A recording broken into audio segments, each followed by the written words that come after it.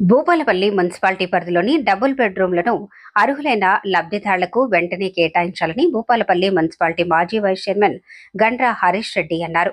సోమవారం భూపాలపల్లి జిల్లాలోని కలెక్టరేట్లో జరిగిన ప్రజావాణిలో బీఆర్ఎస్ నాయకులు మున్సిపాలిటీ పరిధిలోని డబుల్ బెడ్రూమ్లను అర్హులైన లబ్ధిదారులకు వెంటనే కేటాయించాలని కలెక్టర్కు వినతి పత్రం సమర్పించారు.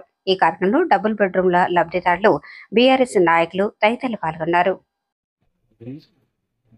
ఈరోజు భూపాలపల్లి కలెక్టర్ గారి కార్యాలయంలో జరిగినటువంటి ఈవెంట్స్లో ఏదైతే మా 27వ వార్డుకు సంబంధించి అట్లాగే మా జవహర్ కాలనీకి సంబంధించి కొంతమంది పేర్లు గల్లంతైన విషయాన్ని ఈరోజు కలెక్టర్ గారి దృష్టికి తీసుకుపోవడం జరిగింది.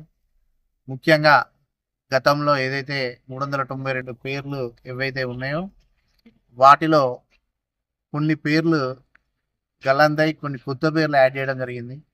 ముఖ్యంగా దీనికి సంబంధించి గతంలో ఏవైతే జేసీ గారు ఏది దివాకర్ సార్ ఉన్నప్పుడు కానీ, అలాగే కలెక్టర్ భవేష్ మిశ్రా సార్ గారు ఉన్నప్పుడు కానీ ఏదైతే టోటల్ వాళ్ళ ఒక సమగ్ర కుటుంబ సర్వే ఆధారంగా సెలక్షన్ లిస్ట్ ప్రిపేర్ చేయడం జరిగింది. ఏదైతే ఇప్పుడు ఇచ్చేటువంటి 900 గృహాల్లో వాళ్ళు సుమారు 690 పేర్లు సెలెక్ట్ చేయడం జరిగింది. ఏదైతే వచ్చే ప్రతి లబ్ధిదారుడు కూడా ఆ 690 పేర్ల తర్వాత మాత్రమే మిగతా లబ్ధిదారులు రావాల్సినటువంటి అవసరం ఉండే.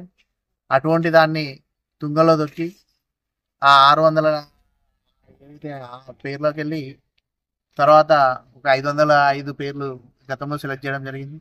ఆ తర్వాత 170 పేర్లలో కూడా సెలెక్ట్ చేసి దాన్ని 390 అని సెలెక్ట్ చేసి ఆ 390ని కూడా మళ్ళీ 174కి తగ్గించి ఆ 174కి వెళ్ళి కూడా 100 తొలగించి 74కి పెట్టడం అనేది చాలా హాస్యాస్పదము. కలెక్టర్ గారు దీన్ని ఈరోజు కలెక్టర్ గారి దృష్టికి తీసుకోవడం జరిగింది. ప్రభుత్వ అధికారులు ఏదైతే జిల్లా ఉన్నతాధికారుల దృష్టికి ఈ సంఘటనలన్నింటినీ కూడా తీసుకెళ్లి వారికి పూర్తి స్థాయిలో ఎక్స్ప్లెనేషన్ ఇవ్వడం జరిగింది. ఇది వాళ్ళు కూడా పరిశీలిస్తామని హామీ ఇవ్వడం. ఎందుకంటే గత కొంతకాలం నుండి కూడా ఈ డబుల్ బెడ్రూమ్ పేర్లతో పేదలని గత 2 సంవత్సరాలుగా స్థానిక నాయకులు కానీ ఉన్న అధికారులు కానీ ప్రజలందరినీ కూడా ఇబ్బంది పెడుతున్నటువంటి సందర్భం. ఇది చాలా అంటే భూపాలపల్లి చరిత్రలో 950 క్వార్టర్లని గత 4 సంవత్సరాలుగా అలాట్ చేసుకోలేకపోవడం అనేది చాలా బాధపడాల్సినటువంటి చర్య. ప్రజలందరూ కూడా అబ్జర్వ్ చేయాలి. ఎక్కడైతే ఎవరైతే ఇన్ఎలిజిబిలిటీ ఉండడం కానీ, ఎవరైతే పొలిటికల్ రాజకీయపరమైనటువంటి ఒత్తిళ్లు కానీ, ఏదైతే రాజకీయపరమైనటువంటి ప్రేరేపితమైన చర్యలన్నింటినీ కూడా బహిరంగపరిస్తేనే ప్రజల యొక్క చైతన్యమే ఇటువంటి వాటన్నిటికీ అన్యాయాలన్నిటికీ ముగింపు పలుకుతుందని మేము ఈ సందర్భంగా ఆశిస్తాం. భూపాలపల్లి మున్సిపాలిటీ పరిధిలో మరి జరుగుతున్నటువంటి గత బీఆర్ఎస్ ప్రభుత్వ హయాంలో నిర్మించినటువంటి డబుల్ బెడ్రూమ్ ఎంపిక ప్రక్రియలో మరి గతంలోనే కలెక్టర్ గారు, అడిషనల్ కలెక్టర్ గారు, కమిషనర్ గారు, వివిధ శాఖల అధికారులంతా కూడా 4 దఫాలుగా సర్వేలు చేసి మరి 392 మరి క్వార్టర్లను ఎంపిక చేయడం జరిగింది. అర్హులైనటువంటి వారందరికీ కూడా క్వార్టర్ నెంబర్లతో సహా బ్లాక్ నెంబర్లు కూడా కేటాయించడం జరిగింది.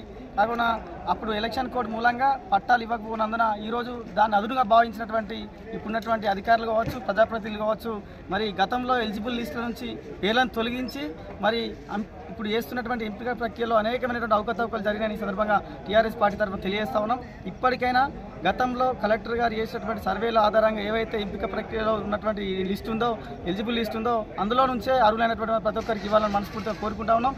ఈ మధ్యలో కాలంలో ఎంటర్ చేసినటువంటి పేర్లను మరి అర్హులైనటువంటి వారికే ఇస్తే బాగుంటుంది, కానీ మరి అనర్హులకు ప్రకటించి పార్టీలో ఉన్నటువంటి నాయకులకు ప్రకటించి పేద ప్రజలను ఇబ్బందికి గురి చేస్తూ ఉన్నారు. మరి స్థానికంగా ఉన్నటువంటి ప్రజాప్రతినిధుల అధికారులు వీటిపై శ్రద్ధ వహించి అర్హులైనటువంటి ప్రతి ఒక్కరు కూడా డబుల్ బెడ్రూమ్ గతంలో ఎంపిక ప్రక్రియ ఏ విధంగా జరిగిందో ఆ విధంగా డబుల్ బెడ్రూమ్లు ఇవ్వాలని మనస్ఫూర్తిగా కోరుకుంటాం.